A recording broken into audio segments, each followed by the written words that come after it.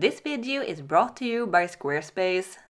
Hi everyone, welcome back to another Create This Book 2 video. So you guys really seem to enjoy my last video on it and I enjoyed it, so I thought why not continue this journey that we started. If you didn't see my first video on it, I recommend you to do so. I will leave a link in the description box below, and if you still enjoy it even after this video, please leave a like and a comment on this video to let me know and I might make some more. So I read a bunch of your comments on the previous Create This Book video and I realized I may have been a little too quick, a little too eager to start working on the prompts because I apparently missed the whole intro and tips and tricks section. The tips and tricks would have been really helpful, especially when it comes to what art materials to use. To be fair though, I'm not really that good with instructions. I like to just jump straight in and try it out myself. I read it now though, so let's get into it.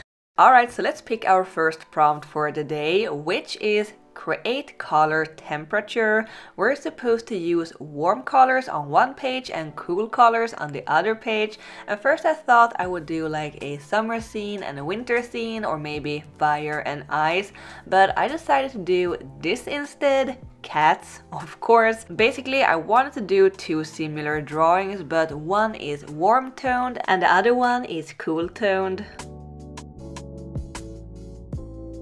So for this piece or pieces, I thought it would be fun to use this pastel watercolor palette that I've only used a few times, maybe only one time. The colors are really cute though, and I thought they would fit well with what I had in mind.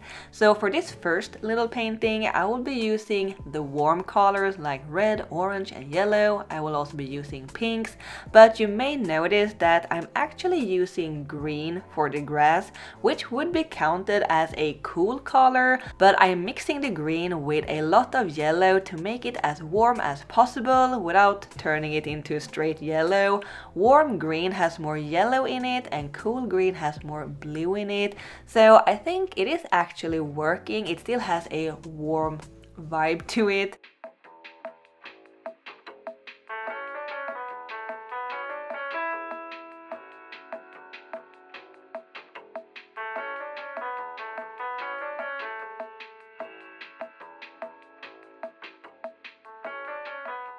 Once I have everything colored in, I bring out the color pencils and I fill in all the lines and the details with a red color. I do really like the effect of the red outlines. So I took advice from you guys and the book to draw on a separate piece of paper and then glue it into the book. Since the pages in the book are so thin, anything I draw directly on the page will show up on the other side, so this will help with that. This way I can also use any medium that I like. So for the cool colored painting, I will be using green, blue and purple. So since I'm gonna glue these little pieces into the book, I picked a little thinner kind of watercolor paper to work with. I just thought that if I'm gonna glue a bunch of thicker paper into the book itself will become very thick very fast. So I found this thinner paper that is supposed to be watercolor paper, but wow, it just sucks. Too much water makes the paper fall apart, so I had to be really careful when layering the paints. Thankfully, I was going for a more flat coloring style, so it wasn't too bad, but I got to remind myself to not use this paper again for watercolors. But yeah, I added some color pencils to finish it all up and then I glued them into the book. So here they are. I think they look so good together. Let me know what you think. Before we move on to the next prompt, I would like to say a few words about today's sponsor.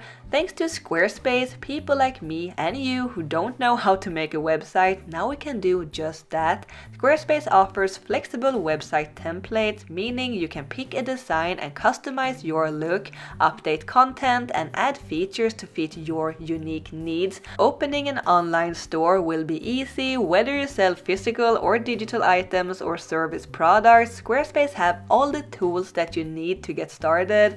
You can even sell in person by connecting a Square reader to the Squarespace app, and it will keep your orders, inventory and customer data in sync with your online store. Basically, you can focus on being creative while Squarespace do all the hard work for you. How great isn't that? Go to squarespace.com for a free trial, and when you're ready to launch, go to squarespace.com/Kattvalk to save 10% off your first purchase of a website or domain. Thanks so much to Squarespace for sponsoring this video. So let's move on to the next prompt, which is create drips. So this may have been a little too obvious, but it is summer and it was the first thing that I thought of, so I drew it. An ice cream cone with 3 scoops of drippy ice cream kitties. I really like how the drips of the ice cream makes the tail and paws of the cats very cute. I don't draw a lot of food items, so this was a fun little challenge. It would actually be fun to make a series of cat food, I almost said, but food that is cats. I got so many ideas right now.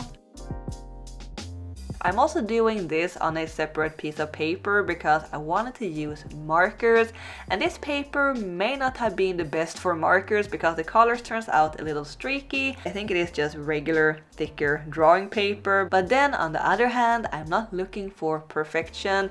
Even if I put a lot of time and effort into the art in this book, I try to not make them too perfect or spend too much time on them because I'm aiming to have a more relaxed approach, kind of like in a sketchbook. I just want to have fun with the prompts and the art, not trying to make masterpieces. And I do think it is a lot of fun following these art prompts because I get to draw and create things that I didn't think of before.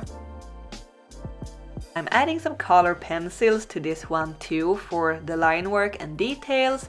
So we have here a chocolate kitty, a strawberry, or maybe raspberry sorbet. I do like that better. And at the top, well, I'm not really that fond of either mint or pistachio, so I would say pear. Let me know which ice cream flavor is your favorite. I would never say no to just regular vanilla with some caramel sauce.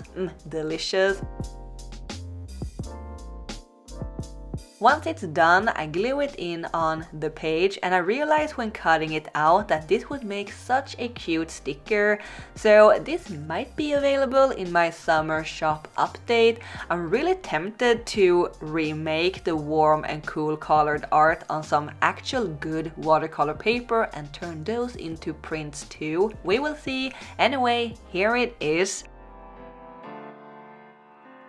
The last prompt for today will be this: create a repurposing, give bits of wrappers and or packaging a new purpose on this page.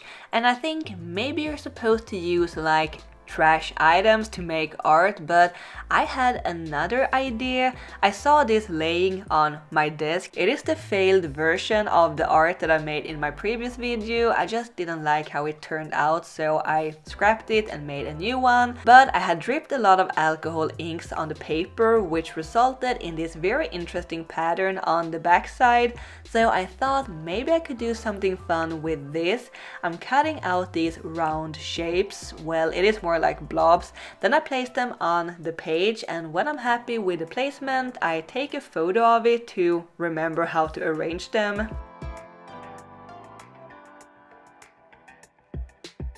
With a fine brush pen, I draw stems and leaves because these little cutout blobs will become flowers. I place out all the blobs again and glue them in place, and then I draw details on the flowers with the same thin brush pen. And this is so simple, but I think it turned out really cute. Thanks to this prompt, the failed art that I would just throw away could live on as new art. But yeah, I had so much fun with all of these prompts, and I hope you like them too. Let me know which one's your favorite. And also, if you would like to see more of the Create This Book series, leave a like and a comment on this video to let me know. Thanks Squarespace for sponsoring this video, and thank you guys for watching. I will see you next time. Keep drawing my happy cats. Bye!